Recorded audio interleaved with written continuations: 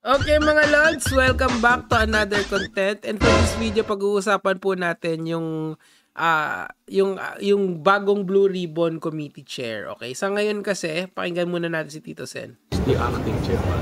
And we all agree the acting chairman. He becomes the chairman. Ayun. Erwin Tulfo, being the vice chairman, automatically becomes the chairman right now. Yun. So he is the acting chairman. Alam nyo mga lods, dapat kasi talaga, kung ako yung masusunod, ang dapat talaga dyan, si Senator Ping Lacson. Kaso, syempre, maraming tinamaan kasi nung nagsalita si Senator Lacson about doon sa may mga insertion sa Senado.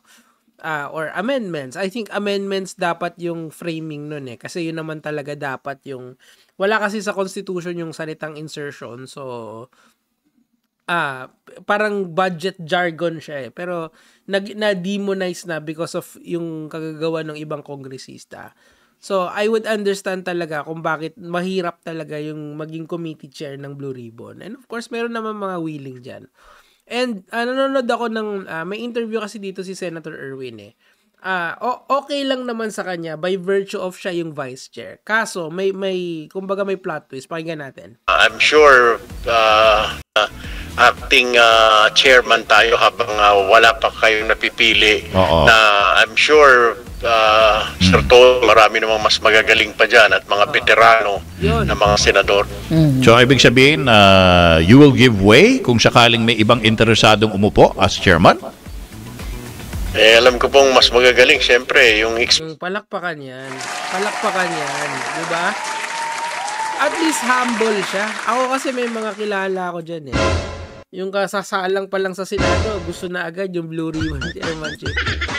Ano kasi talaga yung Blue Ribbon Chairmanship? That is one of the most powerful committees sa Senado. Pwede kasi siyang magpatawag ng hearing anytime. Pwede siyang, unlike yung iba na na mga committee, talagang yung investigative powers nito rivals yung sa mga in aid of legislation, of course, dun sa mga sa mga investigative government position, government departments, for example, CIDG or NBI, ganun kalakas ang Blue Ribbon Committee.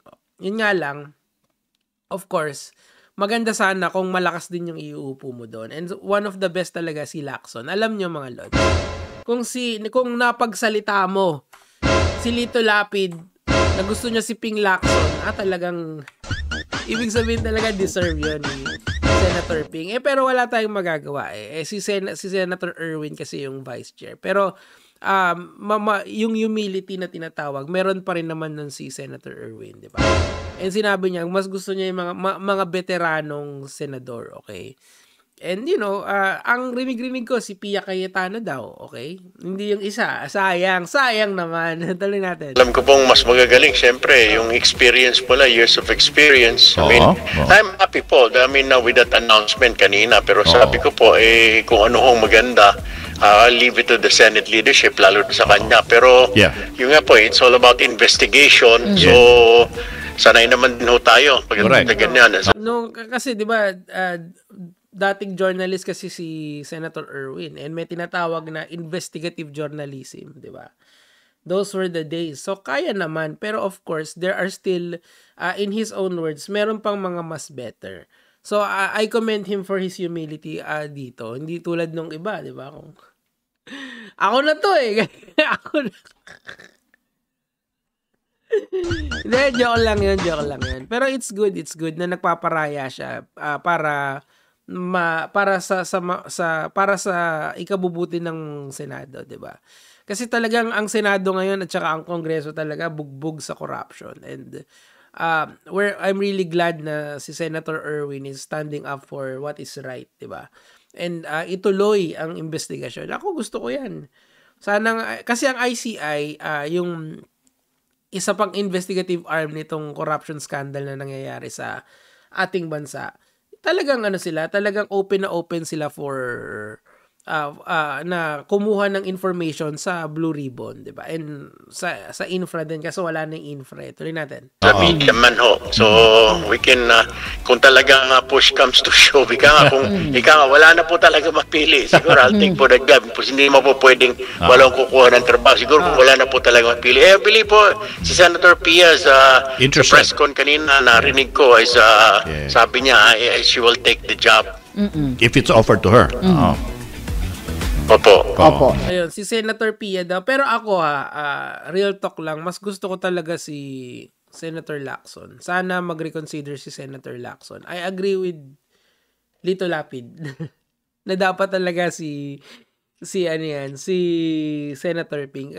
Try niyong panoorin. 2 minutes lang yun. Pero sa lahat ng sinabi ni Lito Lapid, doon ako nag-agree. Pero gets nyo, kung wala naman, I would rather, kung ano man yung maging decision ni Sir Erwin, I'll support that ni Sen Erwin, di ba? Kung kung gusto niya, okay lang naman kasi dati naman siyang journalist eh. Pero kung ako tatanungin, okay si Ping Lacson talaga. Or si Pia Cayetano, okay din. Kasi si Senator, si Sir Rapi ayaw din. Kasi marami siyang committee head. Si Senator Pia naman, sa power kasi siya importante ang power di ba? Or ako lang to kumbaga thinking out of the box. Kasi yung minority din naman gusto na maging chairman sila ng Blue Ribbon. Kung talagang walang kukuha, ba't di na lang magkaroon ng co-chair, di ba? Kasi para lang ipakita na unified ang Senado sa pagsosolve ng corruption dito sa Pilipinas. Di ba pwede? Pwede yun. Go. Kasi alam ko, sa minority, sa minority, maraming may gusto ng chairmanship. O di mag-co-chair na lang tayo. MWF ako, TTH ikaw. Yun, pwede. Pero of course, that is with the indulgence of the majority, sabi nga nila. And I would rather have Senator Pia or Senator Tulfo than dun sa kabila, di ba? Para lang fair. Kasi yun yung kailangan talaga dito. Wala kang sasantuhin eh. Or sana wag tanggapin. Kasi I believe magpe-plenary pa sila at ipe-present sa plenary yung resignation ni Senator Ping. So, I believe, pwede kasing at the behest of the whole Senate floor kung tatanggapin nila yung resignation ni Senator Ping, di ba? Baka kasi magbago pa yung isip ni Senator Ping pag nakita niya na the Senate will be unified to reject the resignation ni Senator Ping, di ba? Kasi ni-receive pa lang naman ni Senator Lacson eh. 'Di ba? At this point, acting chair pa lang si Senator Erwin.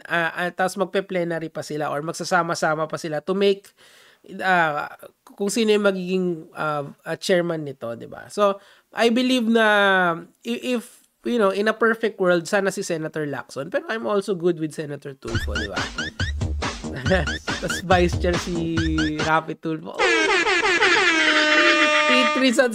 Tito sa Senado. Yun lang naman po yung sa akin for today, mga lads.